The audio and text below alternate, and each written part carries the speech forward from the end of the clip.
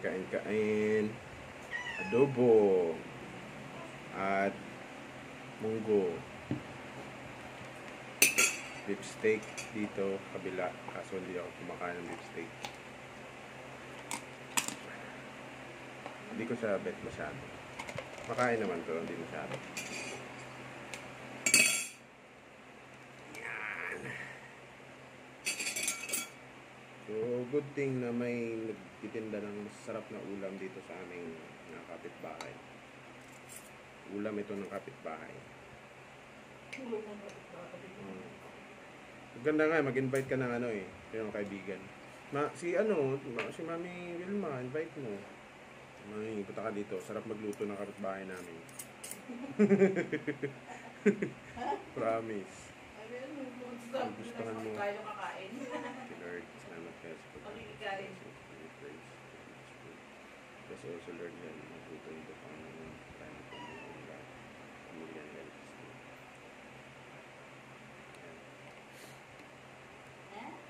Sobrang linis ng luto. Makita mo yung luto nila. Sobrang linis. Wala kang makita mga buhok, mga chicken.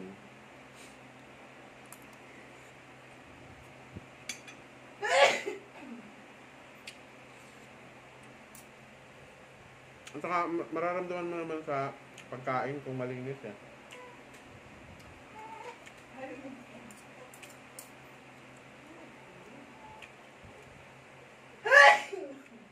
Nung nakaraan kasi yung ulam natin, nakakuha ko ng ano yung nakuha ko doon? Jackpot.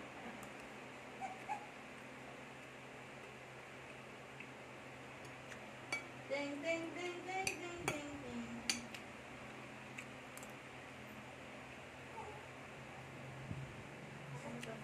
Yan. Shout out kay Ma'am Shaira sa pagluluto ng masasarap na ulam. Nagyakot akong sa plastic mo na. Lahat ba yan nandyan? Oo, lahat. Lahat wala akong titira? 75, oo. 75 yata. Pero double check ko pa din ha. Oo. Nakaseparate yung mga tipin ko pa sa forward dyan.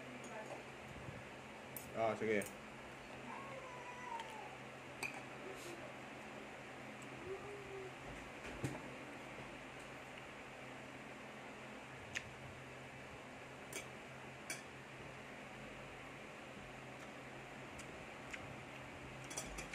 Yung lasa ng adobo. Adobo talaga siya. Tapos yung ibang luto niya. Meron pang gusto namin na luto niya. Prito lang naman pero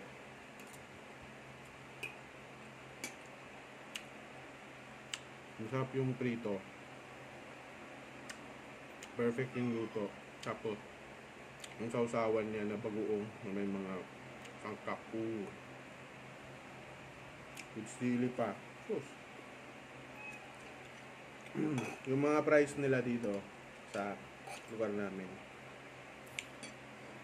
itong bibili namin na to, around nagre-range lang around 40 to 70 yung mga niluluto niya. Kaya itong pork steak 70 to ang price nito. Kinain na siya ni Macy's. Kaya bawas na siya. Kasi itong adobo, 2 hiwa, 65. So konti siya compare dun sa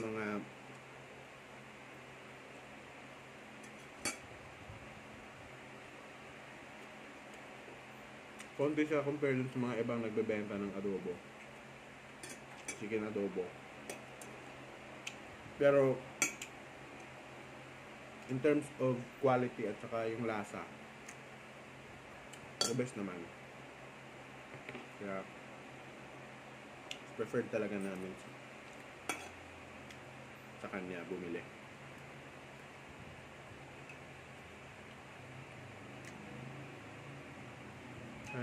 May munggo siya na may halong chicharon tapos tokwa. Masarap. Masarap to pag sinabay siya sa ano, sa prito. Pritong tilapia, pritong galunggong. Mga ganun. Wala lang kasi sila ngayong prito.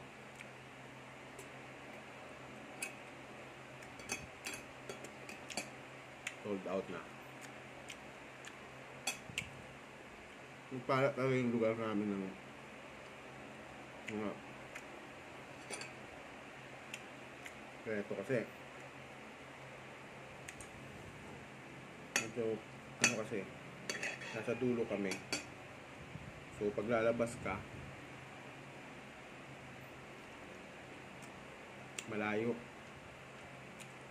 tapos malalayo din yung mga bilihan ng ulam. Meron namang malalapit lang, kaso hindi ko siya ganun kabet.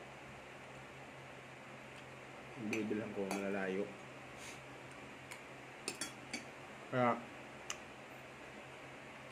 nakakatuwa na may nagdi-deliver. Dili-deliver lang pala tong ulam na to sa bahay namin. Kasi isang community lang naman siya, maliit siya na community, tapos mayroon kaming Facebook page at Facebook group.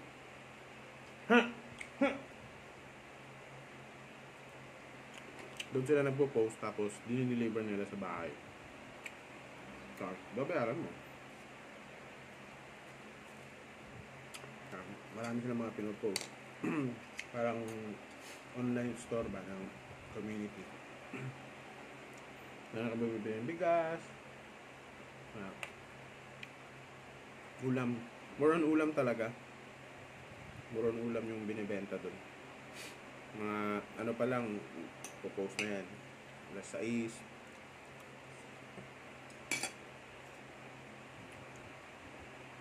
Tapos pag ganitong oras, post ng mga merienda, mga shake.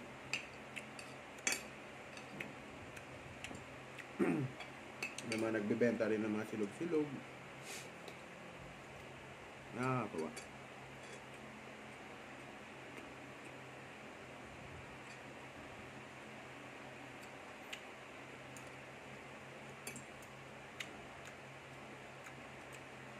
Sitwasyon kasi namin sa bahay, doon may lutuan kami, pero hindi pa kasi gawa yung bahay, hindi pa kami nakapag-renovate. So kaya itong panahon ngayon na mainit, habang nakakatamad magluto-luto, pwede naman talaga magluto. Ayun nga, ang disadvantage kasi pag nagluluto ka,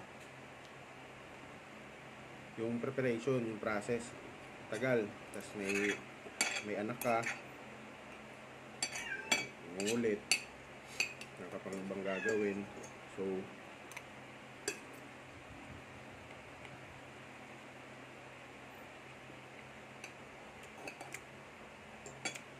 gusto na magluto, bumili na lang. So pag may time naman, mahabang time na magluto, kakapagluto kami. Yung mga simpleng ulam lang.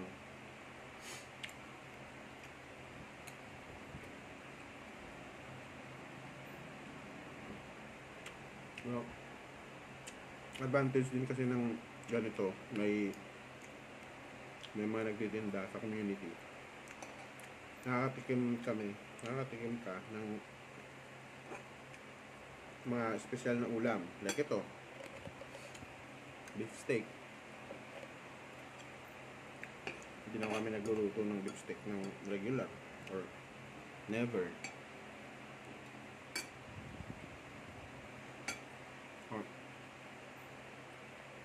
Hindi kami marunong magluto ng niluto ng karne. Ano lang kami, manok lang, manok, isda, paksiw, adobo, ihaw, prito.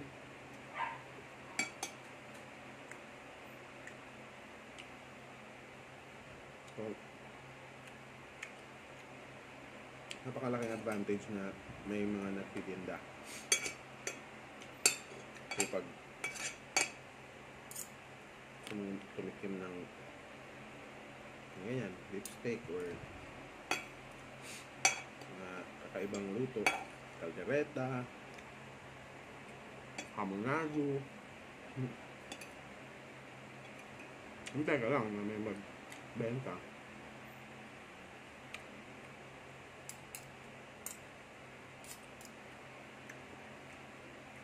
Sarap talaga.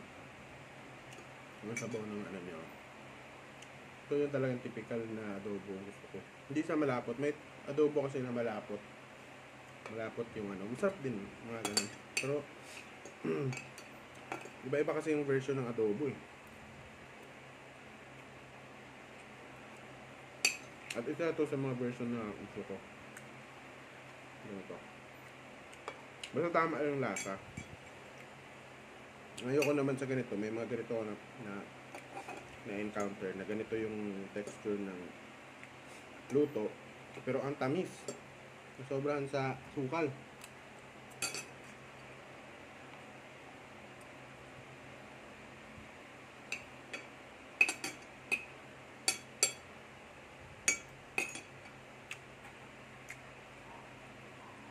Masarap kasi adobo yung maalat talaga.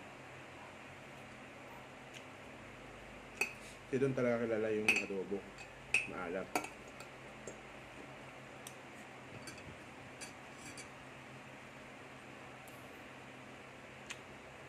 Tapos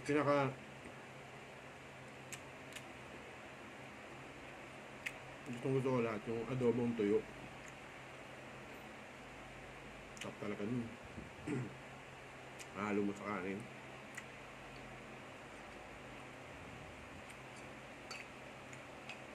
Bahaw.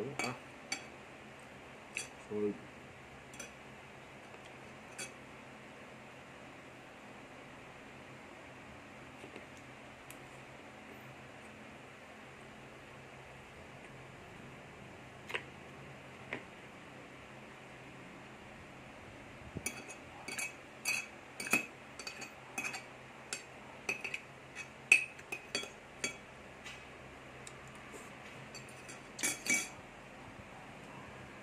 Taba pag may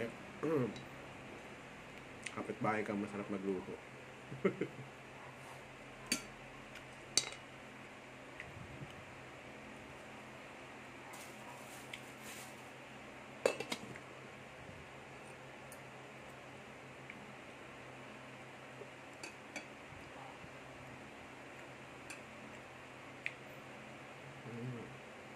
Oh.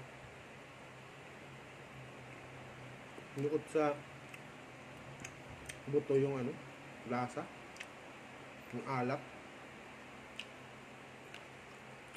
sarap. Yung ibang adobo kasi na ano, yung sabaw lang may lasa. Pag kinain mo na yung manok, tabang.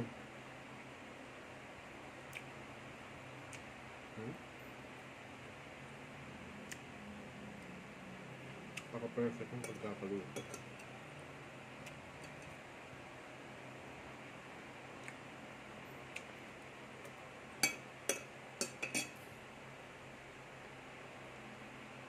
May plus pa yan, may sabaw pa.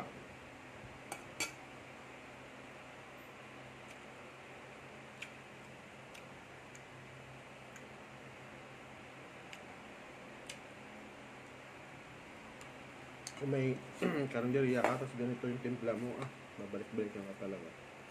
Sarap din sila mag-ano yung magsabaw, yung mga tinola, at saka yung tinola na hindi masyadong ano eh, may parang patsyempo-tsyempo lang yung lasa. Iba-iba siguro nagluluto. Pero yung sinigang nila, wow, the best. Perfect yung lasa.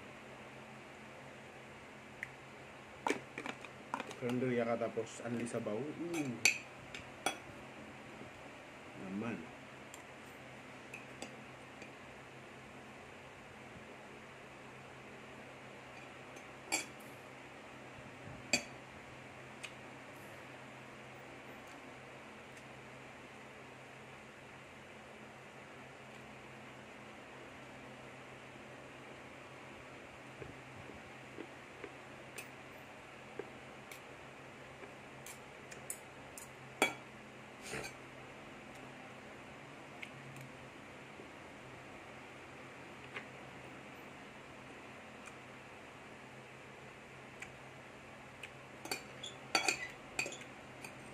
talaga yung perfect na business.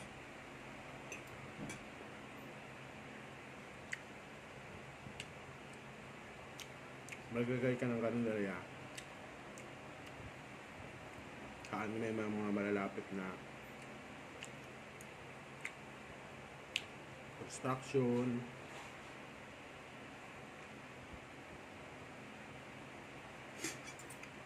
pabrika, ganyan.